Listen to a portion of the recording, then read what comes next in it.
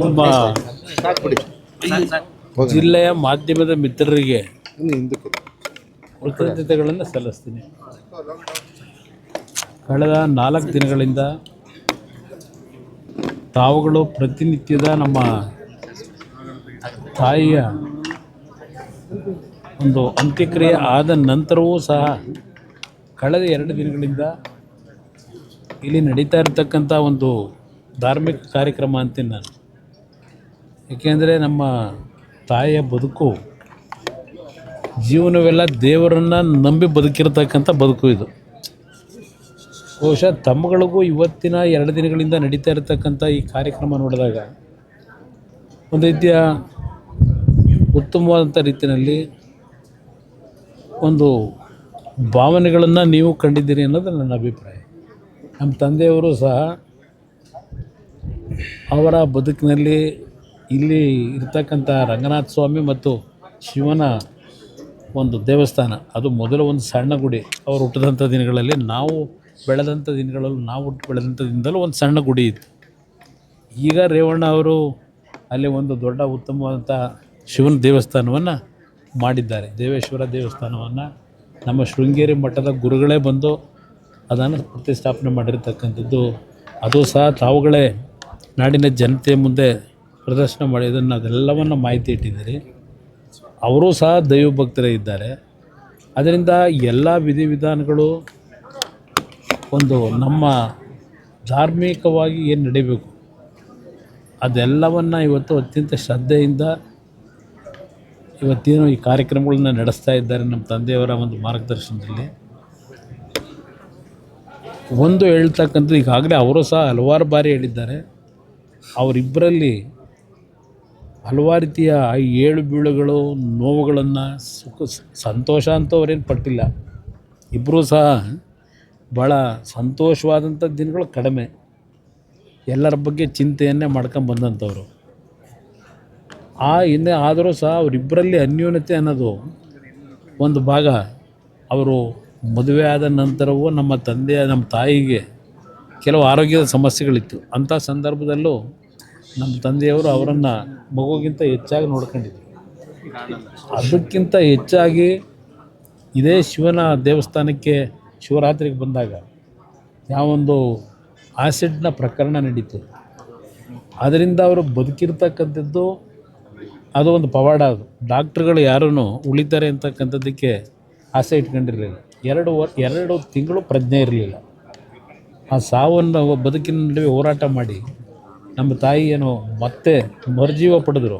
ಅದಕ್ಕೆ ಕಾರಣ ನಮ್ಮ ರಾಜರಾಜೇಶ್ವರಿ ದೇವಸ್ಥಾನ ಏನಿದೆ, ರಾಜರಾಜೇಶ್ವರಿ ನಗರದಲ್ಲಿ ಬೆಂಗಳೂರಿನಲ್ಲಿ, ಆ ರಾಜರಾಜೇಶ್ವರಿ ದೇವಸ್ಥಾನಕ್ಕೆ ನಮ್ಮ ತಾಯಿ ಆ ದೇವಸ್ಥಾನ ಕಟ್ಟಿದ ನಂತರ ಅಲ್ಲಿ ಹಿಂದೆ ತಿರುಚಿ ಸ್ವಾಮಿಗಳು ಅಂತ ಏನಿದ್ರು, ಅವರು ಮಹಾನ್ ದೈವ ಭಕ್ತರು. ಅವರ ಕನಸಿನಲ್ಲಿ ಬಂದು ಆ ದೇವಸ್ಥಾನ ಪ್ರತಿಷ್ಠಾಪನೆ ಆಗಬೇಕು ಅಂತಕ್ಕಂಥದ್ದನ್ನು ದೇವಿ ಹೇಳಿದಂಥ ಹಿನ್ನೆಲೆಯಲ್ಲಿ ಅವರು ಬೇರೆ ರಾಜ್ಯದಿಂದ ಬಂದು ಇಲ್ಲಿ ದೇವಸ್ಥಾನ ಕಟ್ಟಿದ್ರು. ಅವರು ಇವತ್ತು ನಮ್ಮ ಮುಂದೆ ಇಲ್ಲ. ಆದರೆ ಅವರ ಅನುಗ್ರಹವೂ ಸಹ ಗುರುಗಳ ಅನುಗ್ರಹ ಬೇಕು ಅಂತಾರಲ್ಲ, ನಮ್ಮ ತಾಯಿಗೆ ಆದಂಥ ಒಂದು ಆ್ಯಸಿಡ್ನ ದಾಳಿ ಏನಿದೆ ಅದರಲ್ಲಿ ಬದುಕ್ತಕ್ಕಂಥ ವಿಷಯದಲ್ಲಿ ಅವರೊಂದು ಮಾತು ಹೇಳಿದರು. ಇವತ್ತು ಚೆನ್ನಮ್ಮನವರು ನಿಮ್ಮ ಹೆಂಡತಿ ಇರ್ಬೋದು, ಆದರೆ ಅವರು ಈ ರಾಜರಾಜೇಶ್ವರಿ ಮಗಳಿದ್ದಾಳೆ, ಯಾವುದೇ ಕಾರಣಕ್ಕೂ ಅವರಿಗೆ ಜೀವಕ್ಕೆ ಅಪಾಯ ಆಗೋದಿಲ್ಲ, ಧೈರ್ಯವಾಗಿರಿ ಅಂತಕ್ಕಂಥ ಅವರು ಸ್ಥೈರ್ಯ ತುಂಬಿದಂಥವ್ರು ಆ ತಿರುಚಿ ಸ್ವಾಮೀಜಿಗಳು. ಅವ್ರು ಹೇಳಿದಂಥ ರೀತಿಯಲ್ಲೇ ಆ ತಾಯಿಯ ಆಶೀರ್ವಾದದಲ್ಲಿ ಉಳಿದ್ರು. ಬಹುಶಃ 1999 2000ನೇ ಇಸ್ವಿನಲ್ಲಿ ಆದಂಥ ಘಟನೆ ಅದು. ಇಲ್ಲಿಗೆ ಈಗ 26 ವರ್ಷ. ಅವರ ದೈಹಿಕವಾಗಿ ಆದಂಥ ಆ ದಾಳಿಯ ಹಿನ್ನೆಲೆಯಲ್ಲಿ ಎಷ್ಟೇ ಹಿಂಸೆಗಳು ಪಟ್ಟಿದ್ದಾರೆ ಅನ್ನೋದು ನೋಡ್ಬೋದು, ನಾವು ನೋಡಿದ್ದೇವೆ. ಯಾಕೆಂದರೆ ಅವರಿಗೆ ಬೆನ್ನಿನ ಒಂದು ಸಂಪೂರ್ಣವಾಗಿ ಸುಟ್ಟೋದಂಥ ಹಿನ್ನೆಲೆಯಲ್ಲಿ ಪ್ರತಿದಿನ ಆ ಉರಿಯನ್ನು ಸಹಿಸ್ಕೊಂಡ್ಬಂದಿದ್ದಾರೆ. ಆದರೆ ನಮ್ಮ ತಂದೆಯವರು ಅವರನ್ನು ಆ ಒಂದು ದಾಳಿಯ ನಂತರ ಇನ್ನೂ ಹೆಚ್ಚಿನ ರೀತಿಯಲ್ಲಿ ಅವರಿಗೆ ಎಷ್ಟೇ ರಾಜಕಾರಣದ ಶ್ರಮದಲ್ಲಿ ಬಿಡುವಿಲ್ಲದೆ ಇದ್ದರೂ ಅವರನ್ನು ಯಾವ ರೀತಿ ದಿನಗಳಲ್ಲಿ ಅವ್ರನ್ನ ಪ್ರೀತಿಸಿದ್ದಾರೆ, ಅವರಿಗೆ ನೋವನ್ನು ದೂರ ಸರಿಸ್ತಕ್ಕಂಥ ನಿಟ್ಟಿನಲ್ಲಿ ಅವರಲ್ಲಿ ಮಾನಸಿಕ ಸ್ಥೈರ್ಯ ತುಂಬಿದ್ದಾರೆ. ಅವೆಲ್ಲ ಒಂದು ದೊಡ್ಡ ಇತಿಹಾಸ ಕಥೆ ಇದೆ ನಮ್ಮ ಕುಟುಂಬದಲ್ಲಿ. ಇದೆಲ್ಲ ಒಂದು ಭಾಗ. ಈಗ ನೀವು ನೋಡ್ತಾ ಇದ್ದೀರಿ ಯಾವ ರೀತಿಯಲ್ಲಿ ಅವರು ಕಳೆದ 1.5 ವರ್ಷದಿಂದ ಯಾವೊಂದು ಆರೋಗ್ಯದ ಸಮಸ್ಯೆಗಳು ಪ್ರಾರಂಭ ಆಯಿತು. ಇದು ಕಾರಣ ಬಹುಶಃ ಈ ರಾಜ್ಯದಲ್ಲಿ ರಾಜಕೀಯದ ದ್ವೇಷದಲ್ಲಿ ನಡೆದಿರ್ತಕ್ಕಂಥ ಕೆಲವು ಘಟನೆಗಳು, ಕೆಲವು ತಪ್ಪುಗಳಾಗಿರ್ಬೋದು. ನಾನು ಸಂಪೂರ್ಣವಾಗಿ ನಾವು ಪರಿಶುದ್ಧವಾಗಿ ಬದುಕಿದ್ದೇವೆ ಅಂತಕ್ಕಂಥದ್ದು ಹೇಳಲ್ಲ. ಒಂದು ತಪ್ಪುಗಳಾಗಿರ್ಬೋದು. ಆ ತಪ್ಪುಗಳನ್ನು ಇಟ್ಟು ಯಾವ್ಯಾವ ರೀತಿಯಲ್ಲಿ ಏನೇನು ನಡೆದಿದೆ ಈ ರಾಜ್ಯದಲ್ಲಿ ನಮ್ಮ ಕುಟುಂಬವನ್ನು ಸಂಪೂರ್ಣವಾಗಿ ರಾಜ್ಯದ ಜನತೆಯ ಹೃದಯದಿಂದ ಕಿತ್ತೊಗಿಬೇಕು ಅಂತಕ್ಕಂಥದ್ದೇ ಒಂದು ದೃಷ್ಟಿಯಿಂದ ಕೆಲವು ಘಟನೆಗಳು ಈ ರಾಜ್ಯದಲ್ಲಿ ನಡೆದಿದೆ. ಅದನ್ನು ಈ ಸಂದರ್ಭದಲ್ಲಿ ನಾನು ಹೇಳಲಿಕ್ಕೆ ಹೋಗೋದಿಲ್ಲ.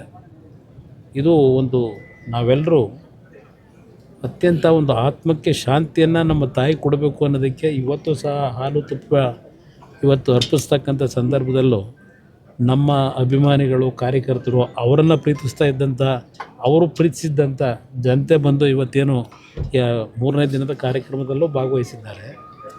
ಬಹುಶಃ ಅವರು ಇನ್ನೂ ಬದುಕಿರ್ತಿದ್ದರು ನನ್ನ ಅಭಿಪ್ರಾಯ. ಒಂದು ಬಾರಿ ಆಸಿಡ್ನ ಪ್ರಕರಣ ನಂತರ ನಮ್ಮ ಕುಟುಂಬದಲ್ಲಿ ಅವರಿಬ್ಬರು ಏನು ವಯಸ್ಸಾಗಿರ್ತಕ್ಕಂಥವರಿದ್ದರು, ಅವರ ಮಾನಸಿಕವಾಗಿ ಯಾತನೆಗೆ ಒಳಗಾಗ್ತಕ್ಕಂಥ ರೀತಿಯಲ್ಲಿ ಏನೇನು ನಡೀತು ಅಂತಕ್ಕಂಥದ್ದು ಮುಂದಿನ ದಿನಗಳಲ್ಲಿ ಯಾರಾದರೂ ಇತಿಹಾಸ ಬರೆಯೋರು ಹೇಳ್ತಾರೆ. ಅದು ಒಂದು ಭಾಗ. ಅದಕ್ಕೆ ನಾನು ಹೇಳ್ತಾ ಇದ್ದೇನೆ, ನನ್ನ ತಾಯಿ ಇವತ್ತು ನಮ್ಮನ್ನು ಆಗಲಿಕ್ಕೆ ಕಳೆದ 1.5 ವರ್ಷದ ಹಿಂದೆ ಅವರು ಬೆಡ್ ರಿಡನ್ ಆಗಿದ್ದು.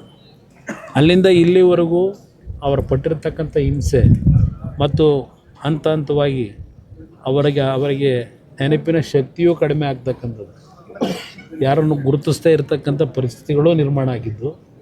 ಅಂಥ ಸಂದರ್ಭದಲ್ಲೂ ಯಾರಾದರೂ ನೋಡಲಿಕ್ಕೆ ಬಂದರೆ ಊಟ ಮಾಡಿದ್ದೀರಾ, ಊಟ ಮಾಡಿ, ಅದು 2 ಪದ ಬಿಟ್ಟರೆ ಇನ್ನೇನೋ ಬಾಯಿನಲ್ಲಿ ಬರ್ತಿರಲಿಲ್ಲ. ನನ್ನನ್ನು ಸ್ವಲ್ಪ ಮತ್ತೆ ನಮ್ಮ ಇಬ್ಬರು ತಂಗಿರಿದ್ದಾರೆ, ಅವರನ್ನು ಸ್ವಲ್ಪ ನೆನಪಿನಲ್ಲಿ ಇಟ್ಕೊಂಡಿದ್ರು.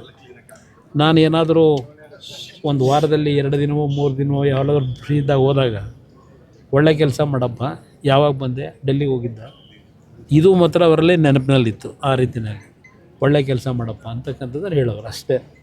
ಆದರೆ ಒಂದು 2-3 ಬಾರಿ ಒಂದು ಕುಟುಂಬದಲ್ಲಿ ನಡೆದಿರ್ತಕ್ಕಂಥ ಪ್ರಕರಣದಲ್ಲಿ ಯಾವಾಗ ಕರ್ಕೊಂಬರ್ತೀಯಪ್ಪ ಅಂತಕ್ಕಂಥ ಒಂದು ಮಾತಾಡ್ತೀವಿ.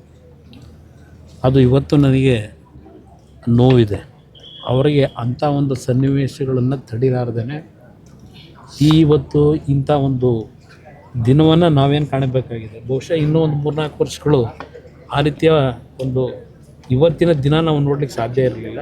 ಆದರೆ ಅದನ್ನು ದೇವರು ತೀರ್ಮಾನ ಮಾಡಿರೋದು, ನಾವಲ್ಲ.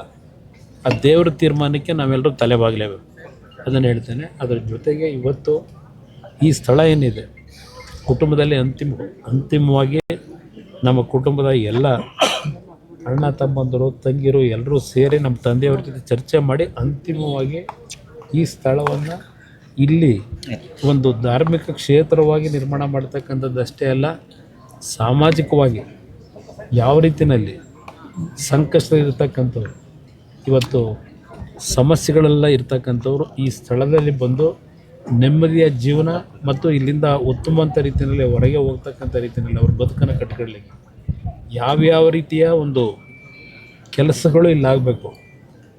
ನಾಡಿನಲ್ಲಿರ್ತಕ್ಕಂಥ ಸಂಕಷ್ಟದಲ್ಲಿರ್ತಕ್ಕಂಥ ಜನತೆಗೆ ಒಂದು ಭಾಗ ನಮ್ಮ ಹಳೆಯ ಸಂಸ್ಕೃತಿ ಯಾವ ರೀತಿ ಉಳಿಸ್ಬೇಕು ಮತ್ತು ಅವರಿಬ್ಬರ ನಮ್ಮ ತಂದೆಯವರು ಇನ್ನೂ ಬಹುಶಃ ನಮ್ಮ ಜೊತೆಯಲ್ಲಿ 7-8 ವರ್ಷ ಇರ್ತಾರೆ ಅಂತಕ್ಕಂಥ ವಿಶ್ವಾಸ ಇಟ್ಕೊಂಡಿದ್ದೇವೆ. ಆದರೆ ಒಂದು ನಮಗೆ ಭಯ ಇರತಕ್ಕಂಥದ್ದು, ನಮ್ಮ ತಾಯಿ ಮತ್ತು ಅವರಲ್ಲಿರ್ತಕ್ಕಂಥ ಒಂದು ಒಬ್ರಿಗೊಬ್ಬರಲ್ಲಿ ಆ ಒಂದು ಆತ್ಮೀಯ ಭಾವನೆಗಳೇನು ಇಟ್ಕೊಂಡಿದ್ರು, ಅದರ ಕೊರಗಿನಲ್ಲಿ ಸ್ವಲ್ಪ ಅವರಿಗೆ ಏನಾದರೂ ಸಣ್ಣ ಪುಟ್ಟ ಸಮಸ್ಯೆಗಳಾಗ್ಬೋದು ಅಂತಕ್ಕಂಥ ಭಯವೂ ಇದೆ ನಮಗೆ. ಅದರಿಂದ ಅವರ ಜೊತೆಯಲ್ಲಿ ಹೆಚ್ಚಿನ ರೀತಿಯಲ್ಲಿ ಯಾರಾದರೂ ಒಬ್ಬರು ಒಂದಲ್ಲ ಒಂದು ರೀತಿಯಲ್ಲಿ ಅವರಿಗೆ ಮಾನಸಿಕವಾಗಿ ಸ್ಥೈರ್ಯ ತುಂಬತಕ್ಕಂಥದ್ದಕ್ಕೆ ಕುಟುಂಬದಲ್ಲಿ ಇರಬೇಕು ಅನ್ನೋದು ಸಹ ನಮ್ಮಲ್ಲೇ ಒಂದು ತೀರ್ಮಾನಗಳು ಮಾಡ್ತೇವೆ. ಅದರ ಜೊತೆಗೆ ಇಲ್ಲಿ ಬಹುಶಃ ಒಂದು ವಿಶ್ವಕ್ಕೆ ಮಾದರಿ ಆಗ್ತಕ್ಕಂಥ ರೀತಿಯಲ್ಲಿ ಅವರಿಬ್ಬರ ಹೆಸರಿನಲ್ಲಿ, ಇದು ನಮಗೆ ಸ್ವಂತಕ್ಕಲ್ಲ, ಇದರಲ್ಲಿ ಯಾವುದೇ ರೀತಿಯಲ್ಲಿ ನಮ್ಮ ಕುಟುಂಬದ ಸದಸ್ಯರುಗಳ ಒಂದು ಯಾವುದೇ ರೀತಿಯಲ್ಲಿ ಇದರಲ್ಲಿ ನಾವು ಮೂಗು ತೋರಿಸ್ತಕ್ಕಂಥ ಪ್ರಶ್ನೆ ಇಲ್ಲ. ಒಂದು ಸಾರ್ವಜನಿಕವಾಗಿ ಸಾರ್ವಜನಿಕರಿಗೆ ಒಂದು ಉತ್ತಮವಾದ ರೀತಿಯ ಪ್ರಾಮಾಣಿಕವಾಗಿ ಜನಸೇವೆ ಮಾಡ್ತಕ್ಕಂಥವ್ರನ್ನ ಗುರುತಿಸಿ ಈ ಸ್ಥಳದಲ್ಲಿ ಏನು ಒಂದು ನೋಡ್ಕೊಳ್ತಕ್ಕಂಥ ವಿಷಯದಲ್ಲಿ ಒಂದು ಪ್ರಾಮಾಣಿಕವಾಗಿರ್ತಕ್ಕಂಥವ್ರನ್ನ ಸೆಲೆಕ್ಟ್ ಮಾಡಬೇಕು ಅಂತ ಇದ್ದಾರೆ. ಅದನ್ನು ನಮ್ಮ ತಂದೆಯವ್ರ ಜೊತೆನೂ ಮಾತಾಡಿದ್ದೇನೆ, ನಮ್ಮ ಕುಟುಂಬದ ಸದಸ್ಯರ ಜೊತೆನೂ ಮಾತಾಡಿದ್ದೇನೆ. ಯಾವುದೇ ರೀತಿಯ ರಾಜಕೀಯದ ಸೋಂಕು ಈ ಸ್ಥಳದಲ್ಲಿರಬಾರ್ದು. ಯಾವುದೇ ಕಾರಣಕ್ಕೂ ರಾಜಕೀಯಕ್ಕೆ ಮಹತ್ವ ಕೊಡ್ತಕ್ಕಂಥ ಪ್ರಶ್ನೆ ಇಲ್ಲ. ಈ ಸ್ಥಳದಲ್ಲಿ ನಾವೇನು ಈ ಭಾಗದ ನಮ್ಮ ರೈತರು, ಬಹುಶಃ ನಾನು ಈ ಒಂದು ಕೆಲವು ರೈತರನ್ನ ಕರೆಸಿ ಮಾತಾಡಿದಾಗ ಅವರು ಅತ್ಯಂತ ಸಂತೋಷದಿಂದ, ನೆನ್ನೆನೂ ಸಹ ಕರೆಸಿದ್ದು, ಅವರೆಲ್ಲರ ಜೊತೆನೂ ಮಾತಾಡಿದ್ದೀನಿ. ಅವ್ರಿಗೆ ಏನು ಸಂತೃಪ್ತಿಯಾಗಿ ಈ ಭೂಮಿಯನ್ನು ಸಂತೋಷ ಬಿಟ್ಕೊಡ್ತಕ್ಕಂಥದ್ದಕ್ಕೆ ಅವ್ರು ಏನು ನಮ್ಮಿಂದ ನಿರೀಕ್ಷೆ ಮಾಡಿದರು ಅದು ಎಲ್ಲ ರೀತಿಯಲ್ಲೂ ಆ ನಿರೀಕ್ಷೆಯನ್ನು ಮಾಡಿಕೊಟ್ಟಿದ್ದೇವೆ. ಮುಂದೆನೂ ಸಹ ಆ ಕುಟುಂಬಗಳಿಗೆ ಈ ಜಾಗದಲ್ಲಿ ಅವ್ರ ಕುಟುಂಬದಲ್ಲಿ ಕೆಲವರು ಬದುಕ್ತಕ್ಕಂಥದ್ದಕ್ಕೆ ಅವ್ರಿಗೂ ಅವಕಾಶಗಳಿದ್ದಾರೆ ಹೇಳಿದ್ದೇನೆ. ಅವರಿಗೆ ದುಡಿಮೆ ಮಾಡಿ ಬದುಕ್ತಕ್ಕಂಥದ್ದಕ್ಕೆ ಅವ್ರಿಗೇನು ಇಲ್ಲಿ ಮುಂದಿನ ದಿನಗಳ ಅನುಕೂಲ ಆಗ್ತದೆ ಅದೆಲ್ಲವನ್ನು ವಿವರಿಸಿದ್ದೇನೆ. ಇದು ನಾಡಿನ ಜನತೆಗೆ ಸಮರ್ಪಣೆ ಮಾಡ್ತಕ್ಕಂಥ ಜಾಗ ಇದು, ಅವರಿಬ್ಬರ ಹೆಸರು.